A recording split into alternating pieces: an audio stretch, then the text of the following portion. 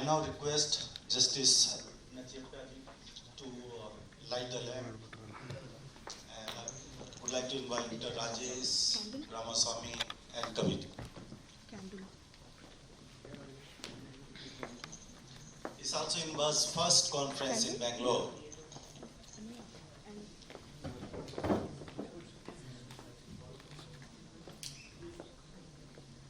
Now, President of FKCCI has just arrived. Senior Vice President.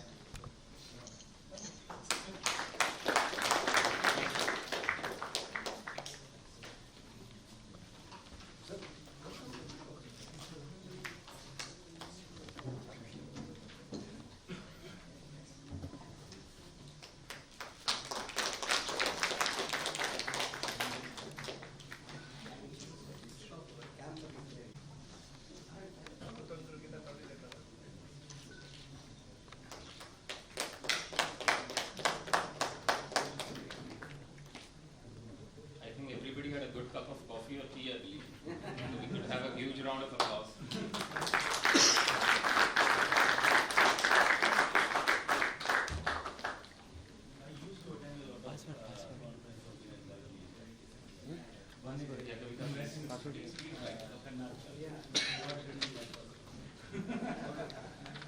By IAPP. Yeah, it's true, Rajesh. So, Huge round of but it's not the last one. That I'm sure about it. So to start with it, I would ask Rajesh to say a few words introducing IAPP and the INBA venture in this regard to how we are going to take it forward.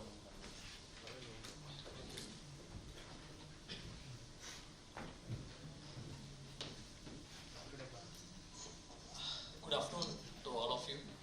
Thanks for coming, for this particular first inaugural session of IAPP. IAPP is basically an association based out of US, started somewhere around 2000. And as on current date, we have close to around 25,000 professionals worldwide. We have other association bodies like ISACA and DSCI from India. And when you look at IAPP, it's like it started mildly, but it has evolved in such a manner that privacy as a core, not getting confused more into security or legal, but privacy is a core concept. It has tried to establish itself in the international platform, and it also awards certifications like CIPP, CIPM, Certified Information Privacy Managers. And we also have something for technologists as well as Certified Information Privacy Technologists.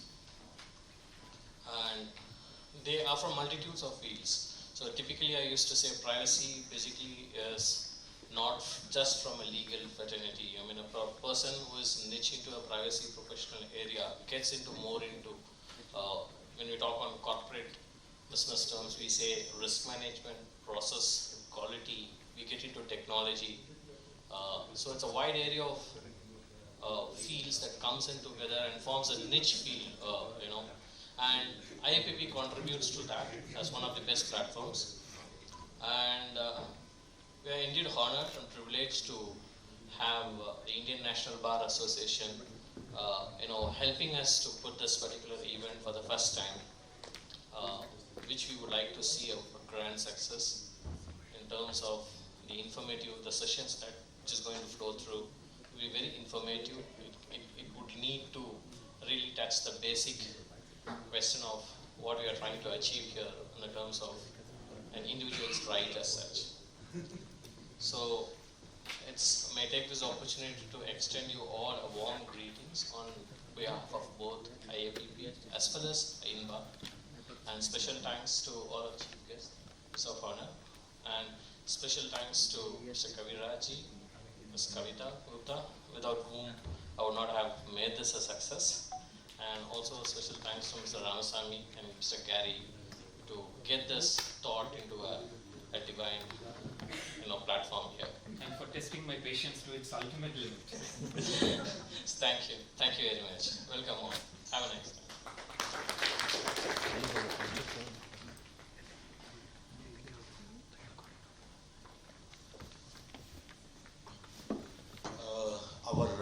other guest has not arrived yet. So I will now invite Justice Nachipia ji to say a few words of encouragement for our effort.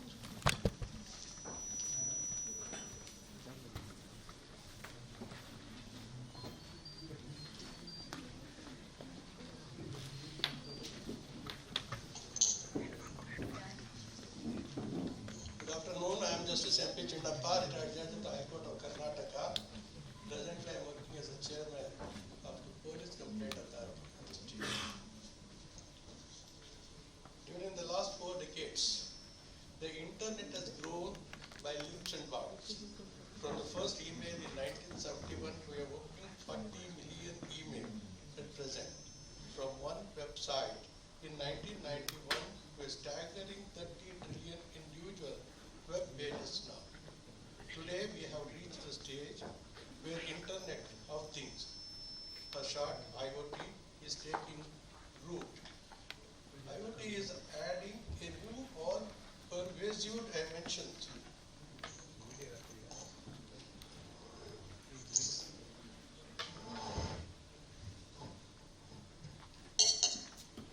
IoT is adding a new all-pervasive dimension to cyber world.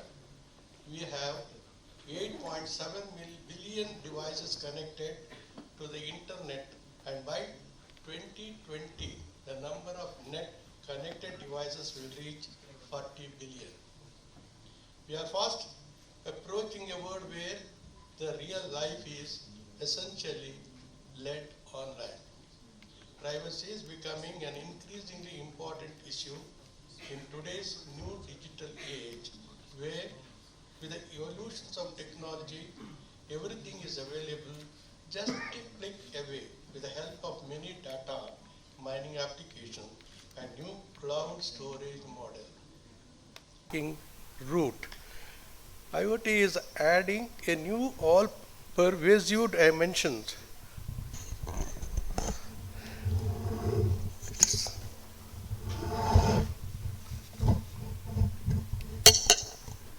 IoT is adding a new all-pervasive dimension to cyber world. We have 8.7 billion devices connected to the internet, and by 2020, the number of net connected devices will reach 40 billion. We are fast approaching a world where the real life is essentially led online. Privacy is becoming an increasingly important issue in today's new digital age, where with the evolutions of technology, everything is available just a click away with the help of many data mining applications and new cloud storage model. This has triggered the development of many privacy preserving data mining techniques. A large fraction of them use randomized data distortion techniques to mask the data for preserving the privacy of sensitive data. However, there has not been significant development of techniques that incorporate privacy concern. Henceforth, the international flow of personal information has identified unprecedented challenge to the prospects of an ambient intelligent era. Thus, keeping in view the value of privacy today, organizations must determine strategy and procedure to identify sensitive information and adopt a policy-driven, on-demand transformation to protect data proactively and support compliance data in privacy, especially in this era of computing where data is everywhere. In this scenario, Summit organized by the International Association of Privacy Professionals, IAPP, will certainly ring the right note by focusing on the data privacy, protection, and cyber security. I am sure attendees will find this the right platform for business, development, and networking and interaction opportunities. I have been bestowed with the responsibility of inaugurating the summit. I hereby throw the summit open and wish that the delegates, speakers, dignitaries, and everyone present here today find an enriched environment to brainstorm and discover new issues to ponder. Thank you very much.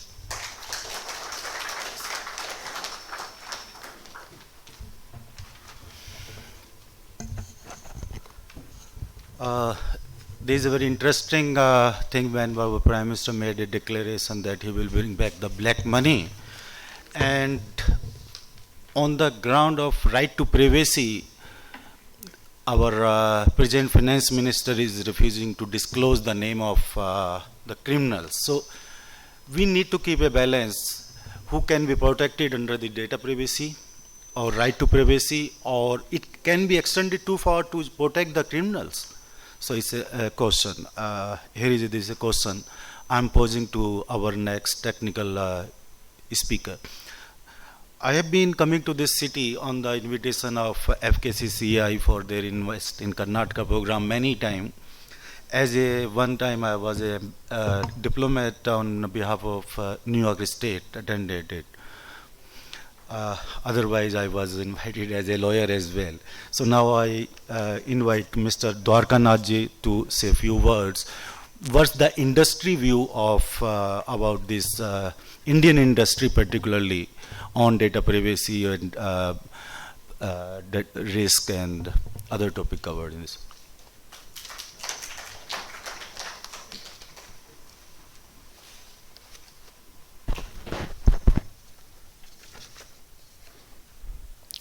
Good afternoon, everybody.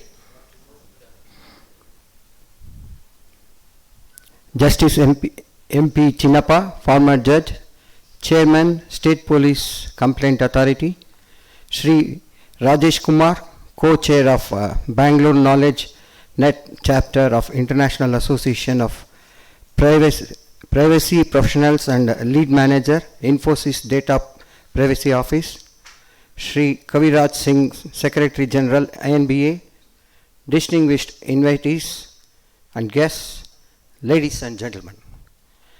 I am honored to be here today at the INBA IAPP India Summit being held in Bangalore. We have with us today Justice MP Chinnappa, Shri Rajesh Kumar, Shri Kaviraj Singh. Today's summit consists of technical sessions on privacy legislations and data protection. International Association of Privacy Protection Summit is a first big step in India to work on awareness and knowledge linked with piracy. Data privacy, protection, and cyber security is the need of the hour, and there is a need to provide business critical support on information and data protection, privacy and security matters to businesses, governments, and public authorities all over the world. Eminent strategy development and compliance observation require combined skills of multidisciplinary professional services. Data protection and privacy rights are two of the most important rights conferred by any civilized nation. Every individual and organization has a right to protect and preserve its personal, sensitive and commercial data and information. This is more so regarding health information and details that is required to be kept secret by laws like Health Insurance, Portability and Accountability Act of 1996, that is HIPAA in United States. However, as of now, India does not have a dedicated law like HIPAA. Similarly, we have no dedicated medical privacy law in India that can safeguard the sensitive health-related information of the patients. Of course, we have general laws, and some of the provisions of these laws can be applied to data security, data protection, and privacy protection in India. However, that is a temporary solution, and in the long run, we need dedicated privacy rights, privacy laws, and data protection laws in India. Further, in this information technology era, a special attention must be paid to the privacy rights in India in the information age. Data protection requirements are essential part of civil liberties protection in cyberspace. With the growing use of information and communication technology, data protection requirement has become very important. It would not be wrong to assume privacy and data protection rights as integral part of human rights protection in cyberspace. However, despite the importance of these needs, till now we lack legal frameworks in the fields of data security, data protection and privacy protection. We urgently need to formulate data protection law in India and privacy laws in India. At the policy level, as well as privacy rights and data protection rights have been ignored in India. In fact, an Indian national privacy policy is missing till now. A national privacy policy of India is urgently required. A Right to Privacy Bill of India 2011 has been suggested in the year 2011, yet till January 2014, we do not have any conclusive draft in this regard that can be introduced in the Parliament of India. In fact, we are still waiting for a public disclosure of final and conclusive proposed draft Right to Privacy Bill 2011 of India that can be discussed in the Parliament. The ball is once again in the court of judiciary and it has to play a proactive role once again. The Supreme Court of India must expand privacy rights in India as that is in the need of the hour. Fortunately, the issue is already pending before it and there would not be much trouble in formulating a privacy framework for India. However, in the ultimate analysis, it is the constitutional duty of Indian Parliament to do the needful in this direction. Indian Parliament must enact sound and effective privacy and data protection laws for India as soon as possible. I would like to thank MP Chinappa for being with us today. A special word of thanks to Dr. Gubbi Subbarao, Chairman Karnataka Forum of INBA, and Sri Kaviraj Singh, co-founder, Indian National Bar Association. Here I would like to inform you that Dr. Gubbi is a chair of INBA, has conducted several programs at the FKCCI platform. INBA and FKCCI would love to conduct a summit in Bangalore related to law shortly. With these few words, I wish the summit all success. Regarding our organization, Federation of Karnataka Chambers of Commerce and Industry, this is a apex body representing trade, commerce and industry for the entire state. We are the facilitators between the trade, commerce, industry and services and the government. We have a direct membership of 3,000 members, 140 associations and 30 district chamber of commerce is our apex members. We have a direct and indirect membership of around 2 lakhs. Our FKCCI was started in the year 1916 by one of the greatest visionary, Mokshagundam Visvesvaraya. And this year we are celebrating our centenary year. Already we have started these celebrations by releasing our logo and first day cover by our Honorable Governor, Vajubai ji. And on July 27th, our Honorable President of India, Pranab Mukherjee, inaugurated our centenary celebrations. This is for your kind information. I once again thank you all for giving me the opportunity to say a few things. Thank you one and all.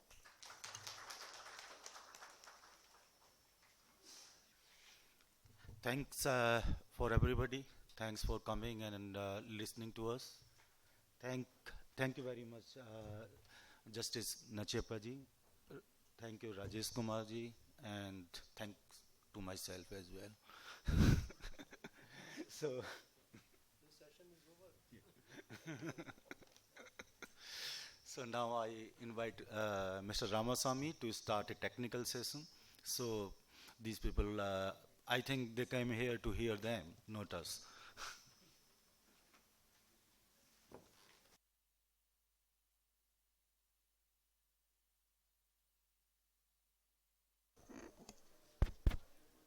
Good evening, everybody. Good evening, everybody. Thank you. That's much better. Good evening, everybody. Wonderful. Thank you for gracing the occasion. I am Ramaswamy, also doubling up as your MC, your host, and ghost, and everybody out here. We are off to an auspicious start, and the first session is on Internet of Things, and I think they have a 15-minute additional time available with them, so their time will be till about 5 o'clock. And to start that session, I'll start with a small incident, and then I'll call the guest on the panel. Recently, my daughter told me that, Pop, do you know that if you click an SMS, you can get the air condition ready and it will be functioning? I said, is it so? Maybe I don't know. So I looked damn foolish before her. But if that's true, and what I learned recently is that that's true, then I think it opens up a whole new world.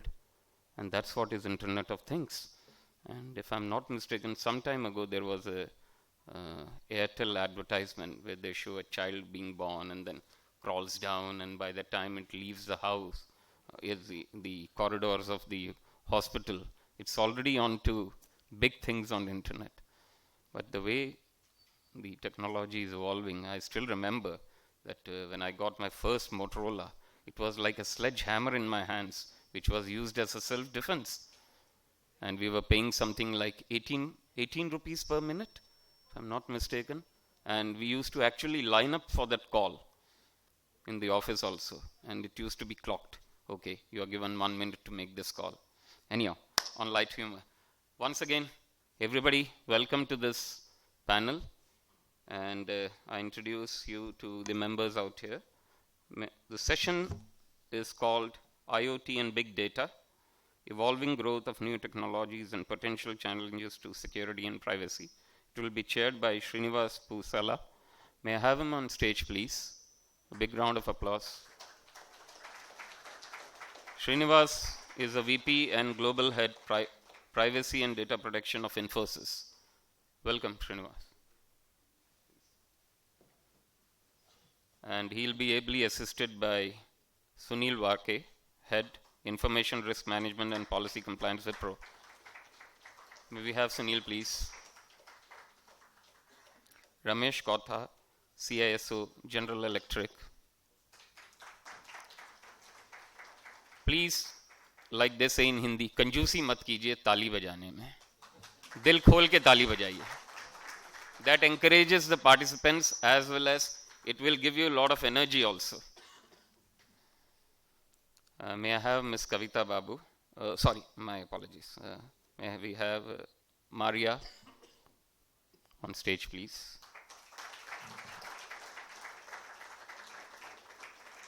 And Vipul Kharbanda, Center for Internet and Society, and Maria heads CISO Tech Mahindra.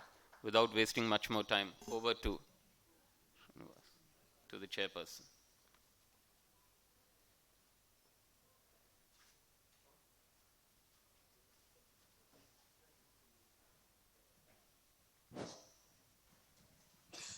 Hello, yeah, good afternoon everyone. Am I audible? I think I happened to reach here 15 minutes before the scheduled time, and so happened that Rajesh just called me. So I didn't even have time to interact with my co-panelists. So before we start the topic, I think a quick round of introduction would be good from my co-panelists. I think about myself, I'm from Infosys. I am part of the data privacy group, and also a local chapter anchor of DSCI, those who are familiar with Data Security Council of India, and I'm also a member of IAPP. I'd like quickly to introduce my co-panelists, Maria on my right, who is from Tech Mahindra CISO, then Sunil Warke, who is the CISO for Wipro. On my left is Ramesh Kota, who is the CISO of GE India, and Vipul from Center for Internet and Society. So I would prefer that very quick 1 minute if you take to introduce it, that'd be good. Sunil Warke, associated with IAPP for the last 6 years. I was in their advisory board earlier for 2 years. My primary domain is information security. So privacy is now part and parcel of that. Maria Bellaman, CISO of Tech Mahindra for the past 8 years. I've been taking care of the compliance of information security. I've been working with Srinivas on the international data flow, international border data flow related privacy issues at the national level, and very closely associated with DSCI efforts. I think you also had a very brief stint sometime in your career on entrepreneurship, I guess. Right? So that's something you should not miss. Good afternoon, everyone. My name is Ramesh. I lead the IT security operations for GE India. I've been associated with the DSA Council for the last 3 years. Primarily, I'm a background of engineering and IT, and security happened to be an add-on to that, and that became the primary responsibility now. Hi everyone, my name is Vipul Khardanda. I'm a lawyer by training. I graduated from NLSIU Bangalore in 2007, after which I did a stint of corporate law with Amarchand Mangaldas Bombay, and I'm currently a consultant with the Center for Internet and Society, and I'm primarily working in the field of privacy and data protection. Thanks, Vipul. So Ramesh also is one of the first to complete, he's active in special interest groups and he completed already one SIG and presented it. It's in one of the recent DSCI chapter. I just wanted to mention that also. So I think you can see the panel is composed of a mix of lawyers, engineers of different background, and I think so is the case in the audience. So I'm presuming that we'll have fruitful discussion over next 1 hour on this topic, and I think we should elicit participation from the audience while we go on. Thanks Rajesh once again for inviting us for this opportunity and giving opportunity. I don't think this topic needs introduction. It's about IoT and big data. Most of you are familiar. There's a belief from one side of the skeptics that we're too early, and this is something it's hype and it may not even come to India. This is something of total alien term, IoT. Nice to hear hype, but the fact is it is going to come, and it's already started coming. So we need to acknowledge that when we see, and the driving force for that is not actually technology, it is economics, simple. If you see our basic philosophy behind IoT and big data are quite interrelated. So each is dependent on the other. If you see the premise of IoT, while technology coming from reduction in cost of hardware, improvements in communication technology, coupled with innovation of business cases, which is coming, is what is driving IoT and big data.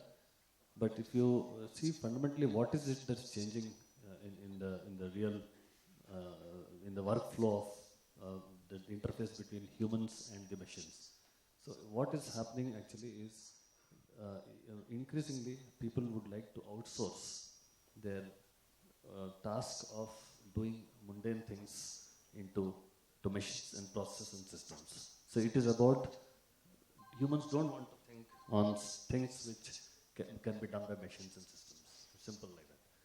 Let's take an example of very simple case to illustrate the point.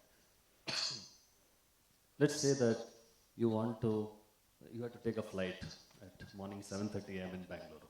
Let's imagine the situation. Many of you are familiar with this situation, and 7:30 8 a.m. flight is a hell because to reach through the traffic is a nightmare. So what do? You have to, and most of us happen to be staying some 40 to 50 kilometers away from the airport. Those who, a good part of us who live in the city, except unless you are an air hostess or a pilot or maybe CEO of a multinational company who wants to stay near the airport. Most of us don't stay near the airport, right? That's a fact. So what do? You have to put alarm at maybe 4 a.m., 3 a.m. What do you tell the alarm? You just put 3:30, 4 a.m. and wake up. Now, here is a big shift. You wake up and find that the flight is delayed by 2 hours. or you discover weather is not conducive as you thought to be, it will take 1 hour longer. What do? Suppose the alarm clock can be such that you don't tell it's 3:30 am, you say that I need to take a flight, so-and-so flight, which starts at 7:30 am, and in Bangalore, whatever, all that, and feed it.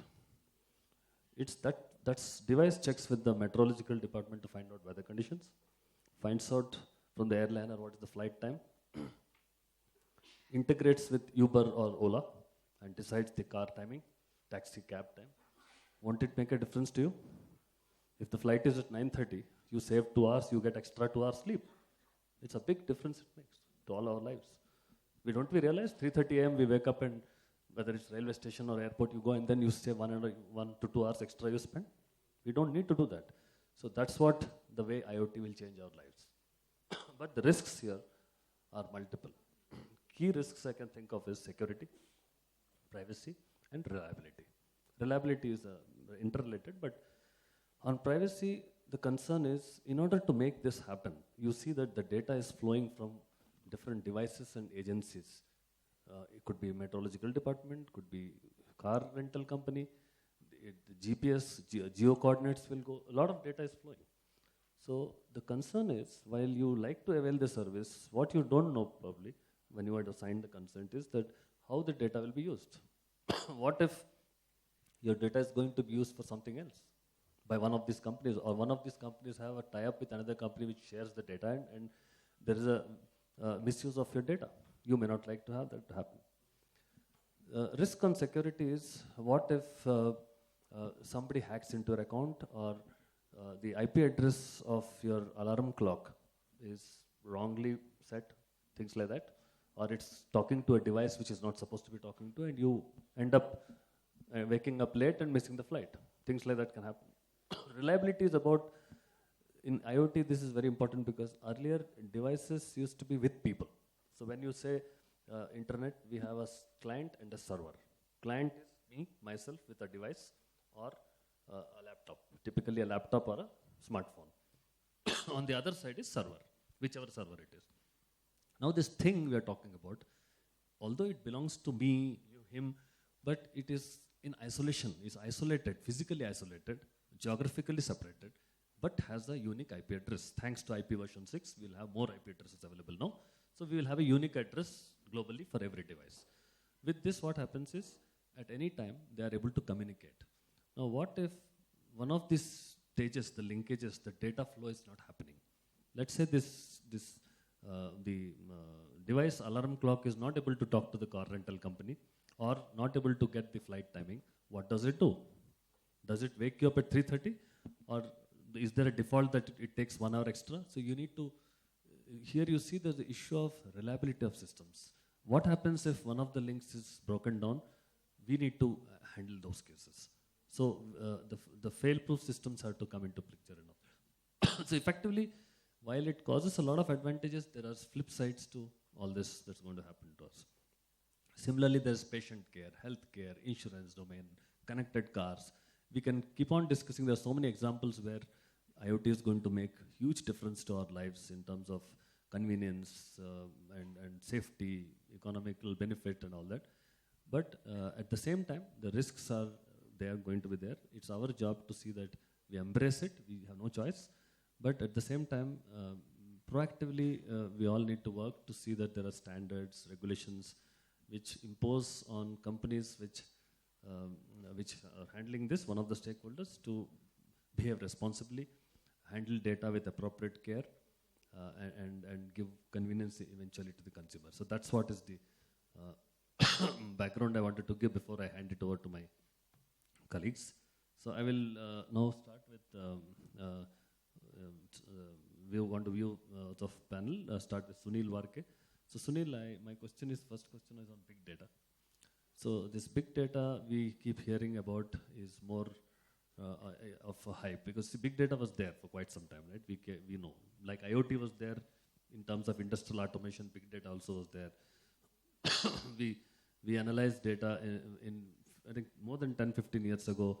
If you go to a website like Barnes and Nobles, you'll find it says that when you buy a book, it says people who bought this book also bought this. It's nothing new. It's there since more than a decade. So now it has gone much beyond what it is, and it's affecting the way we think, behave, and all that. So how does it make a difference in today's world to our data handling, and particularly from the Indian IT industry, from the design stage, anything that we are doing to see that big data is not misused? That's what my question is. So the fundamental difference of what is big data when it comes to the earlier data analytics and the right now is, earlier we had a limitation on technology that beyond a particular size we couldn't analyze it or do that. The only difference happened in big data was that the Hadoop and a lot of technologies came where we can analyze large set of data. And the storage also became much cheaper. So because of that, the people started, or the companies started collecting enough and more data to analyze. Now, big data has been used extensively by most of the companies. Prior to joining Wipro, I was CISO for Idea Cellular, where telco produces extra large volumes of data. So the use cases I have seen there is amazingly big. Now, coming back to the question of privacy, what exactly is privacy for us? Because I was told, I'm not from a legal background, I tried to do a MBL with the NLSUI, but unfortunately I couldn't even understand most of the terminologies in the book. So what I was told in what the privacy law is, in Europe, privacy laws were written to protect between the civilians or between the peers. And in US, it was purely between the citizens and the government. So in India, if you look at, what are we trying to protect? Because we come from a joint family, we love each other, we wanted people around us. We don't have a problem with the government. So what type of privacy are we looking at? And we are also demanding privacy. That is why if you look at the big data explosion, everything happening, because when we get into a flight, we surely wanted them to serve with your preferences, which they have collected over the time and with the big data. As he mentioned, you need data analytics to be done by various parties. Based on that, you need to be served. When you get into to a browsing pattern, you need exactly the Bangalore climate to come inside, Bangalore theaters or food details to be given, because you want that preference. That has all been done by evading your privacies. That is one part of it. But the danger side coming in now, just think about your mobile phone. It is a spy device. There are applications, if you actually correlate all this application, a party who's analyzing can say, are you currently sitting or standing? Okay. Are you traveling? Okay. What time did you wake up? Because if you look at your applications, you have application called for the alarm.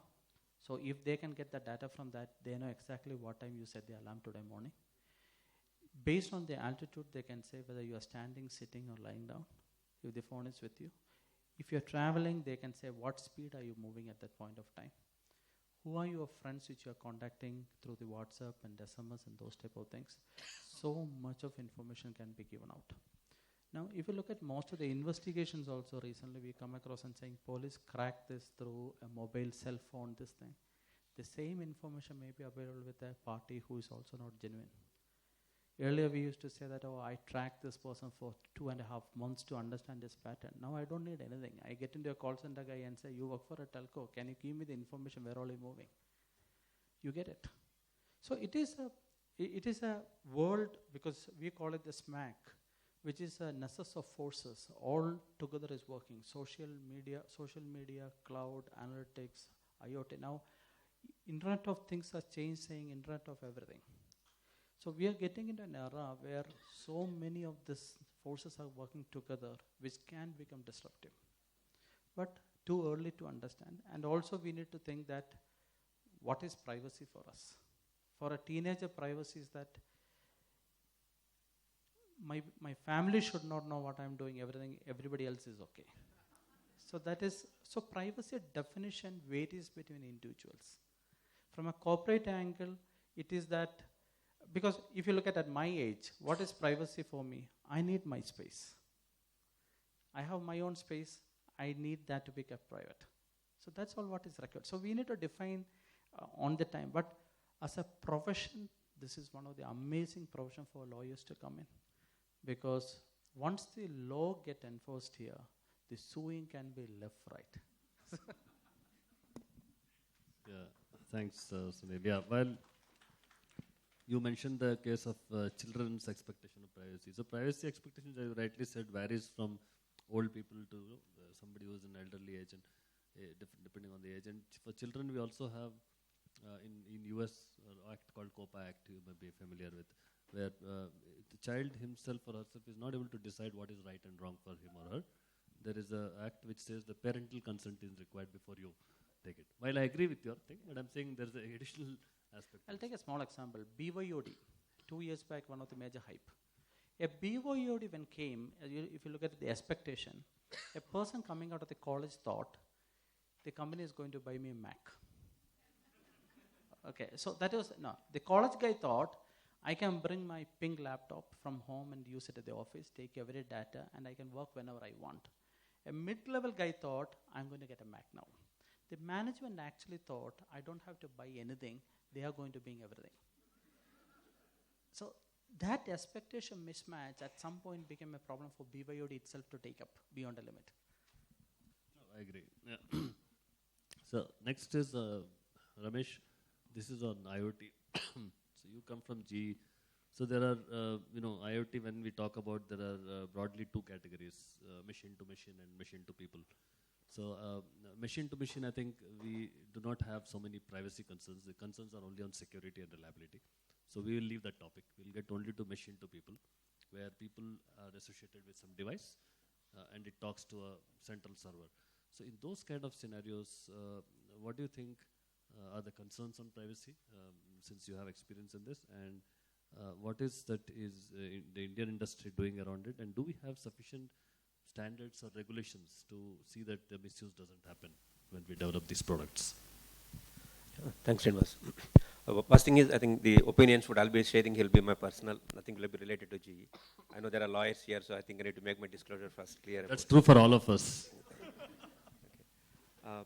Now, again, I think as rightly said, yes, definitely GE is into industrial internet and a lot of stuff. Again, as we said, we'll not be touching that part of it. If you look at IoT at this point of a time, I think it's slowly becoming the lifestyle. As you rightly gave the example, when I wake up and I need to get my Uber cab or something else and how to go about it, it's again a question of, I think, my choice and what I really would like to have when then these things would down to happen. I was actually checking with one of my friend as I was coming here to get his pulse. Would you be okay if your refrigerator goes down and it sends a message to the OEM and then he sends someone to kind of get it repaired and okay with to have that get rectified? First answer is yes, I don't mind. He's getting a message, he personally, and then he forwarding to them or asking the guy to come and do it.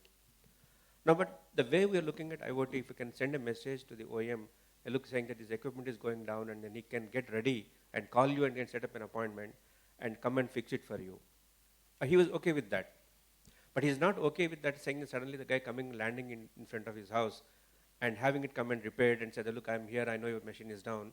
Or take control of the machine and work. Which actually means we want that things to happen. We want that lifestyle to be available. I want to know who's kind of close by my office or my friend and whom to. But that's only as per my choice is kind of done. If I'm not opting for it and someone wants to call me or someone calls me, I'm not comfortable with it. So before even going to the what laws can be controlled, it's our choice being defined to where exactly we want this to be coming into our life and where some of the domains and jurisdiction, we don't want that to be happening.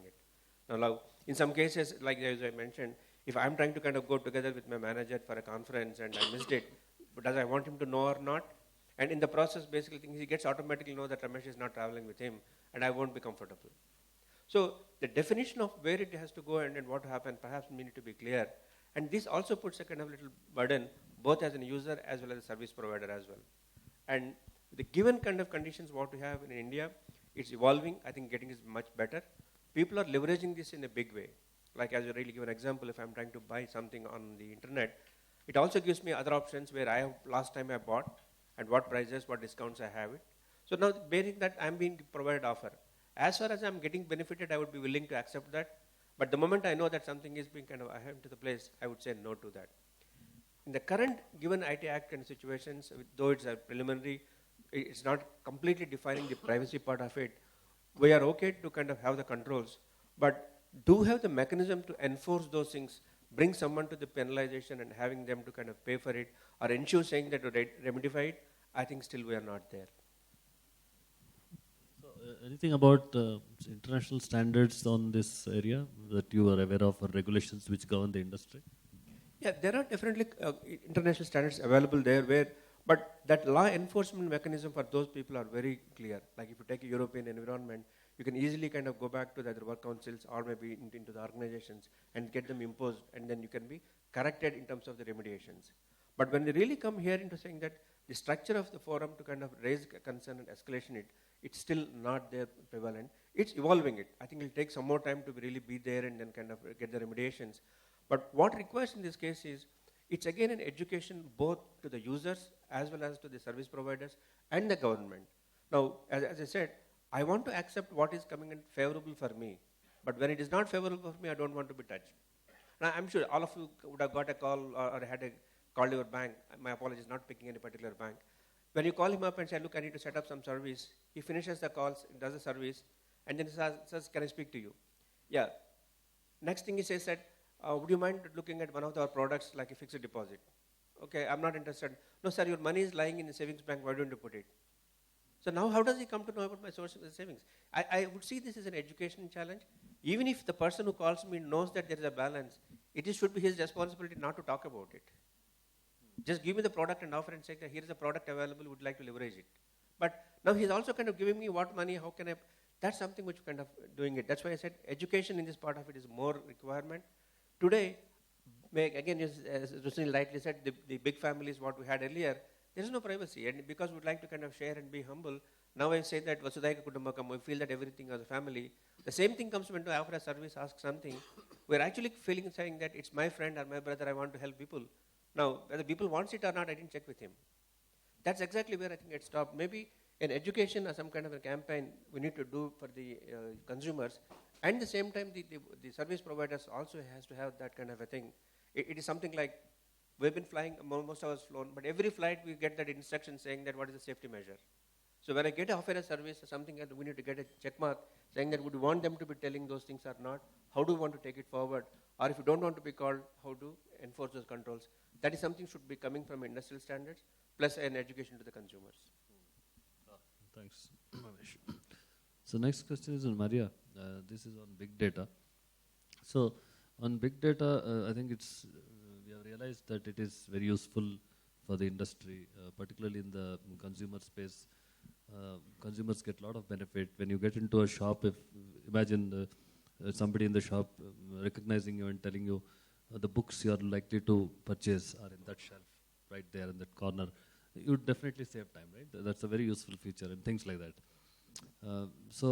But at the same time, because this data is shared between enterprises in order to make this workflow happen and in order to run these algorithms, there is a possibility of misuse. So do you have any way to control these misuses that are possible? And secondly, do consumers have a way to, say, opt out of certain, conventionally we're used to opt in, opt out and all. So is there a way consumers can opt out of certain practices in big data? And if so, how do they do it? Where do they go? Which organization? Who is accountable? So there's a lot of loose ends there. So any thoughts on that? I'm as confused as you are.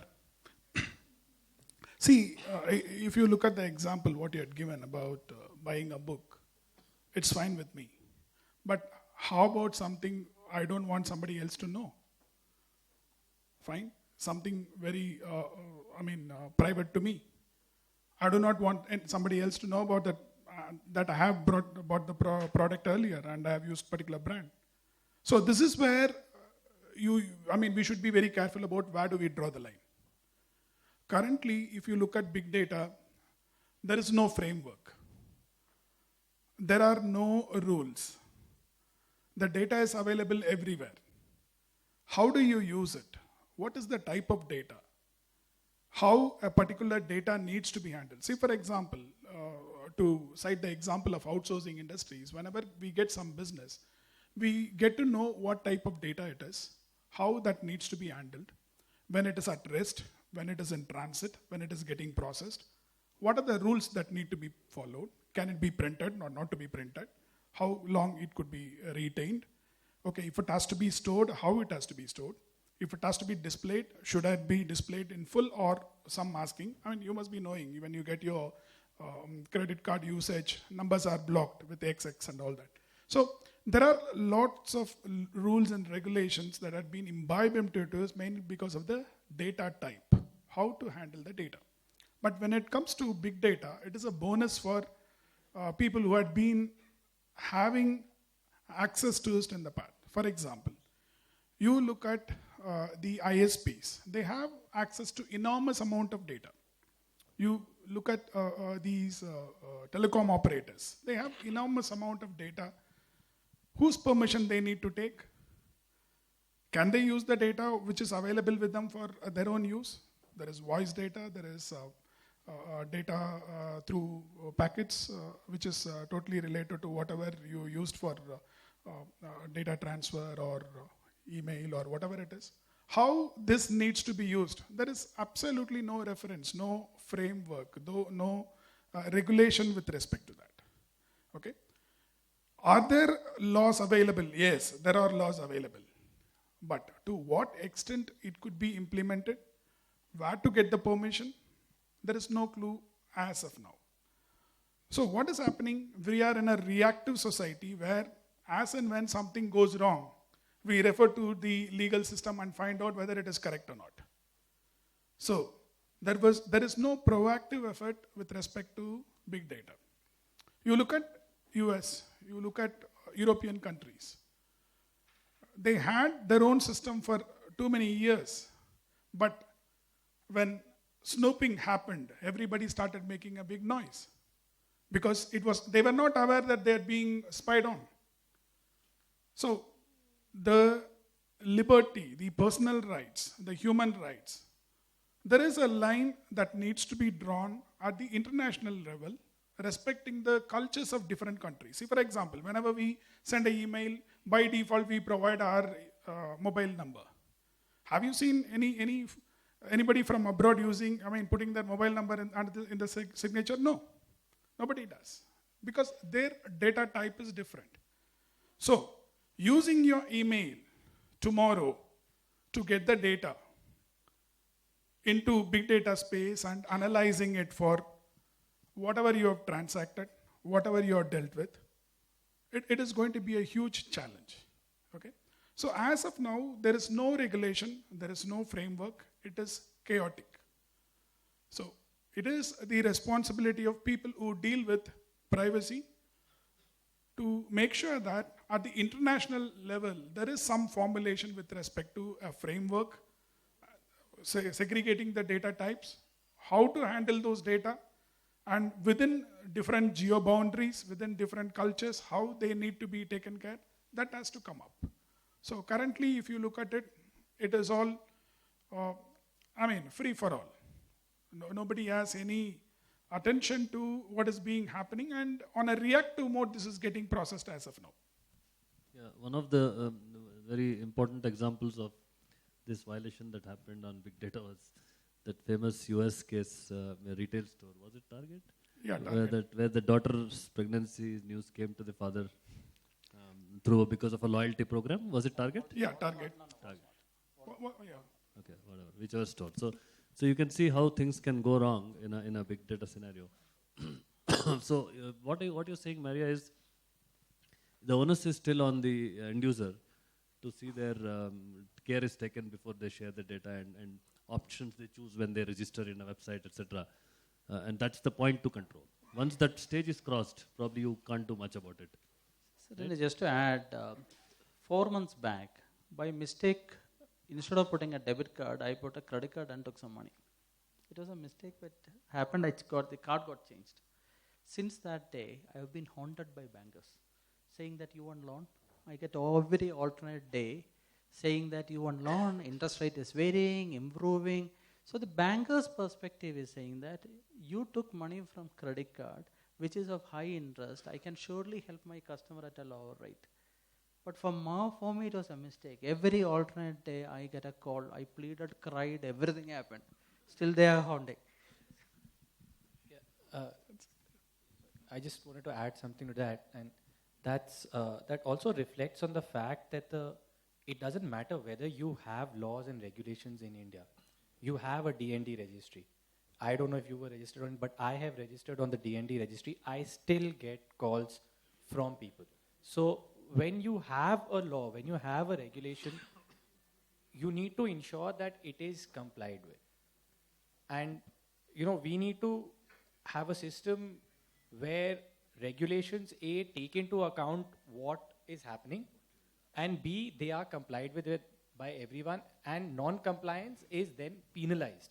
So there is a disincentive for people to not comply with it. Yeah, you mentioned about this D&D. If you look at education part of it, all the laws it doesn't stop there. All of us know that traffic rules should not be broken, but we always see it is getting broken. Okay, so what happens is it is not only the awareness part of it; it is the sensitivity part of it. How we respect whatever had been taught to us in a social environment. Fine. How my breach of privilege or my breach of rules and regulations are going to impact others. That kind of a sensitivity to be a law-abiding citizen anywhere and everywhere. So that is where it happens. And one more thing about the data which is there. Srini was talking about the situational awareness that would come in through IoT. Okay, if this is the situation, through artificial intelligence, devices could decide what should I do, what I should not do. Okay, there again you look at it. Every service provider will be having your data. How they are going to use that data in future, you will not know. There is no restriction on that. The data residing in their servers, how it is going to be used. So this is where the framework and kind of international regulation on how to have this needs greater attention more than the awareness part of it. Because if you look at it from security point of view, there is a parallel industry, organized industry for insecurity. Okay? When computers started, there was no virus. So virus came, so antivirus. Spam, anti-spam. Okay, malware, anti-malware. APT, tools for that. Okay, so there is an organized business sector. I don't know who's sponsoring it. If we are so clear about cutting the money for terror, we should cut the money for this also. Okay, and all of us will be jobless. Okay, so the important point is how this industry is getting into the other side of it, how this industry is dealing with what is available for its own benefit. That needs to be looked into so that violations could become lesser. And any amount of awareness is not going to help. Definitely there will be some mistake. So Sunil was talking about this credit card, this thing. Many of us would have faced. The data is available with Sibyl. That is one of the best systems I had seen. Nothing else. Fine. Or no other database is as better as Sibyl having that. So the moment you take the loan, somebody will ask and say, I'll give it for a lesser rate. You transfer the loan to me. Okay. So how do they get the data? They know all our wealth, all our money matters. The moment you buy something, they say, oh, this is the alternative available with me. You can do this with us. And we need to look into very important factor. We all have this our biometric data lying at every nook and corner of India. People who collected it, how did they safely give it back to the government for the other? We really do not know. How it is going to be used against us at one point in time, we really don't know. What is the measure government had taken with respect to privacy? We do not know. So there are a lot of questions, mainly because it is a reactive mechanism. We do as soon as something happens, we have to do something. It is not a proactive measure. It is not a progressive thinking to make sure that things are in place before something is being said. Yeah, thanks, Barry. A very important point you brought in, actually. What recent statistics show also is that the asymmetry between the investments required from the hacker community vis-a-vis the investments required from we all sitting in this room to prevent cyber attacks is increasingly becoming high and absurdly high. Which means because of the innovation that they are going through and the repeatability of the malicious software, the investments required to make attacks is significantly lower compared to the investments that we have to make from our side. So it is a nightmare for cybersecurity experts, and things will be worse in the future. That's what we see. Next question is, Vipul, to you about, this is mainly on the law enforcement agencies side, big data.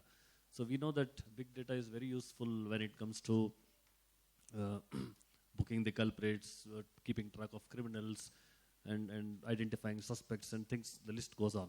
So in this space, there is definitely an advantage we all get in the society. But on the other side, there is also the risk of innocent people getting targeted or government having data to, and worst, one of those databases goes into the hands of a private body, which misuses for commercial benefit, then it's a nightmare. So how do you think we are balancing this, particularly in the Indian side? Is it happening, and is there a balance or something needs to be done on that?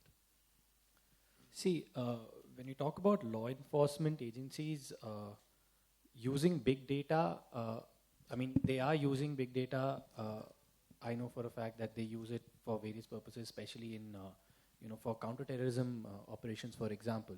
They videotape speeches by various insurgents or suspects, and, they analyze the number of times particular words are used and use that to predict where and or when attacks may occur. So these are some of the techniques that they are using. And as far as government agencies, invading your privacy to keep a watch on you, to generally carry out surveillance exercises, there is a law, there is a regulation. We have a framework for that. They can only intercept your phones under Section 5(2) of the Telegraph Act after satisfying certain conditions. There are rules, regulations, everything. Your emails, interception. There are rules and regulations for all of that. The problem that comes about is even when, and this is the problem with this stuff is, and this is not big data, this is general data protection. And the problem here is, again, implementation. If you look at the laws, they are fairly balanced. They balance the right to privacy vis-a-vis our right to security. Okay, so the laws are very balanced there. When you come to big data, however, there is an extra complexity because the regulations, when they were made regarding surveillance, they kept in mind this concept of personal data, which links with your right to privacy. So there is certain data which is, say, my conversations with someone else, or my emails to someone else, or my financial data. Things like this are considered as personal data.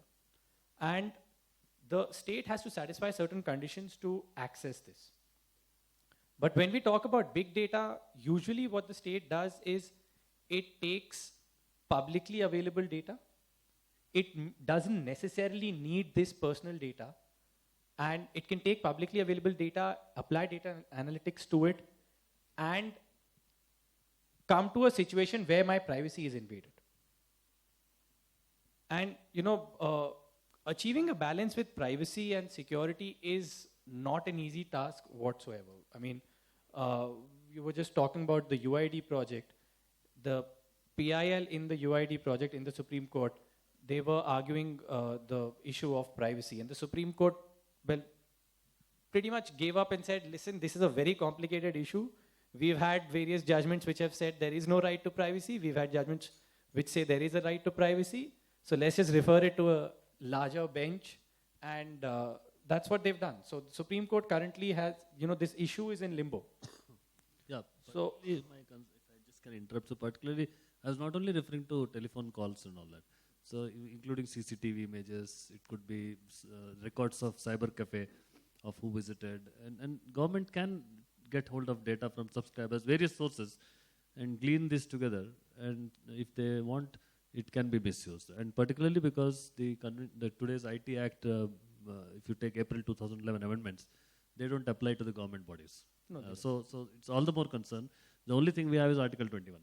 So, which is for common man can't reach for that judgment, whatever, justice. It's in limbo. So that's the challenge. In that light, we are asking this question.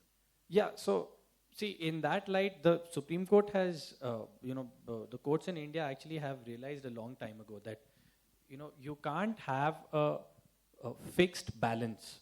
You can't have a fixed line. Because the concept of privacy itself keeps changing.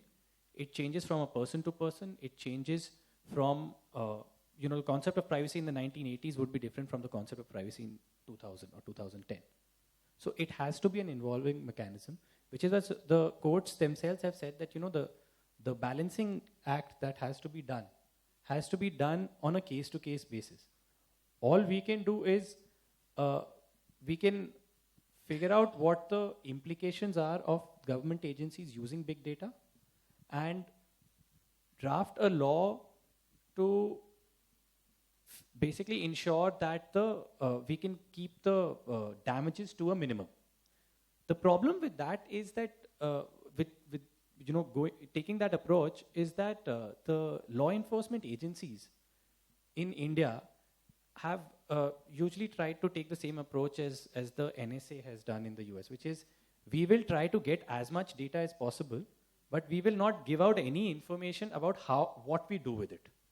So unless there is unless the country as a whole, unless people who have to draft the law know how the data is being used and what the implications are towards privacy, they can't come to a situation, they can't come to a decision or an informed judgment on how to balance privacy with vis-a-vis what the government is trying to achieve.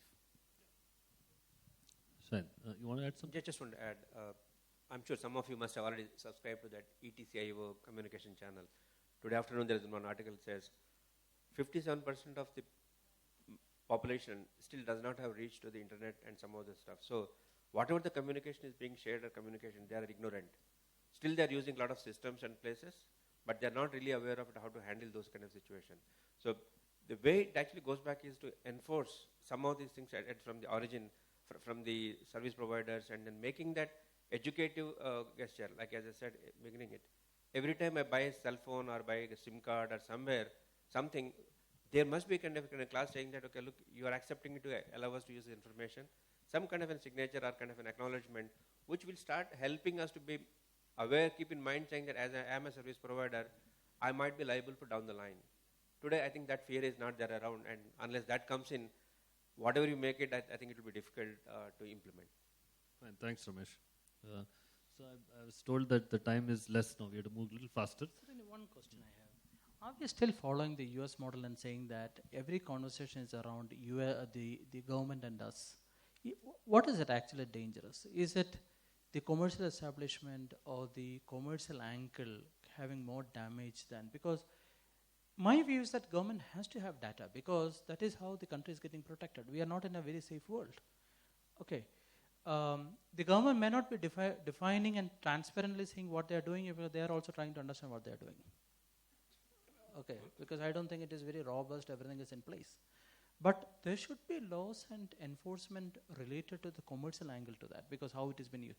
Now we spoke about do not call directly. My understanding how it works is, in a call center, an employee with a 5,000 rupees salary, okay, will have a small bar saying this user is under do not call list. They won't even understand what is it.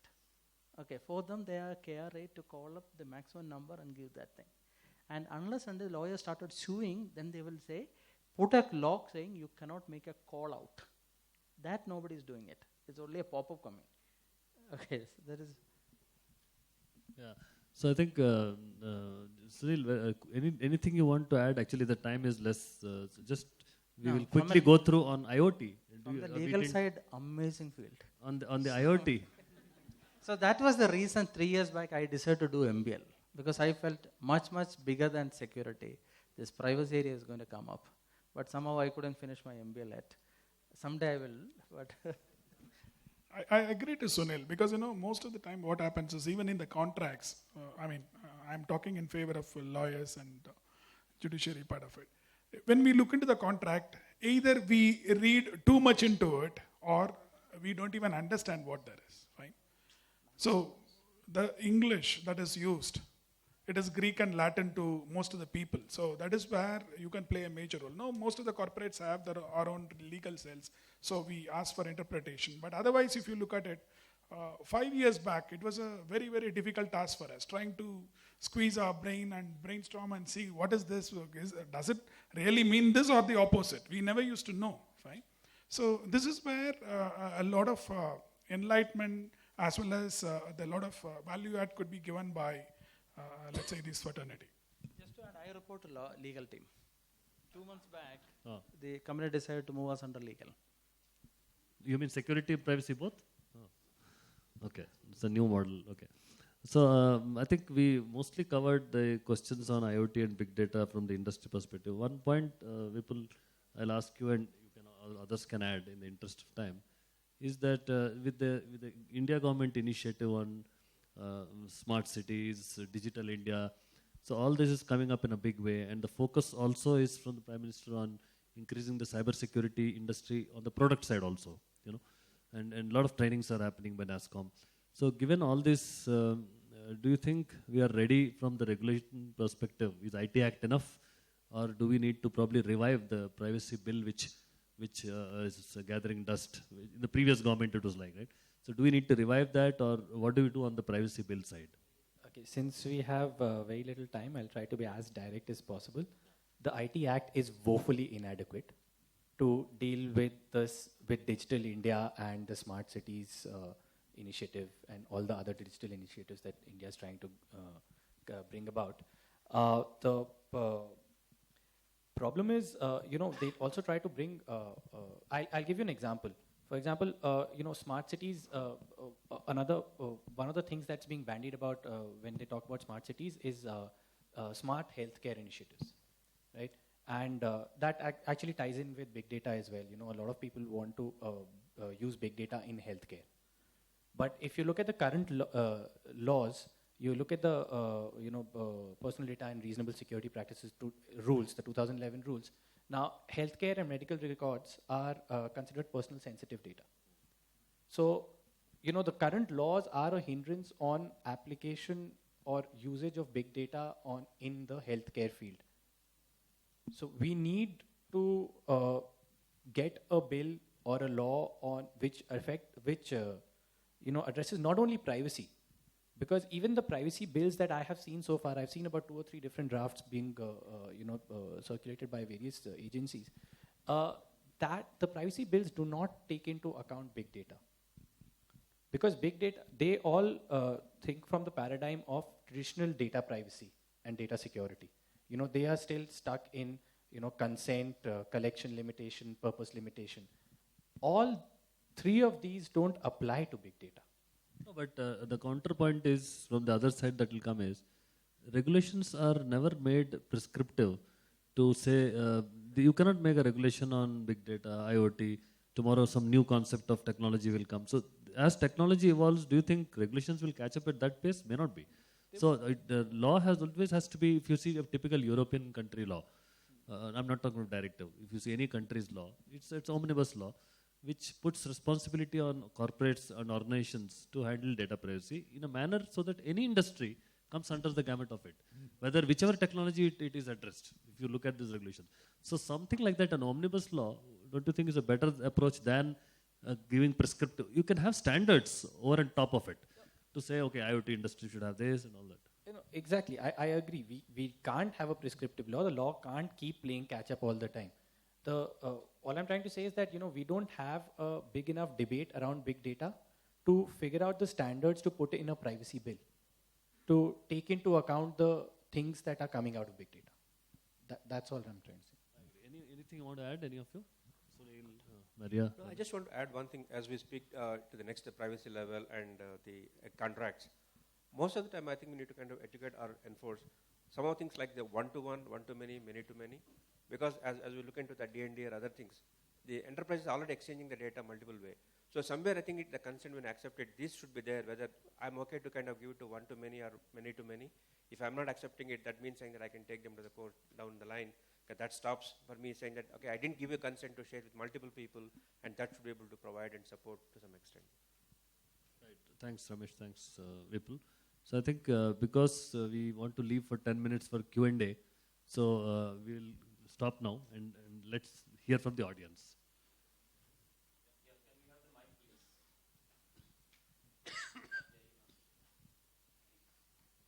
Good afternoon. Mani is my name. I am a freelance chartered accountant. I'm in the space of consulting on risk and outsourced CFO service. So my question is on not the privacy part, which we spoke a lot, on the intrusion part. So I'm not going to talk about it. Should someone call me, an unsolicited call to me, I would like to have your views on how a corporate should respond to a privacy requirement which basically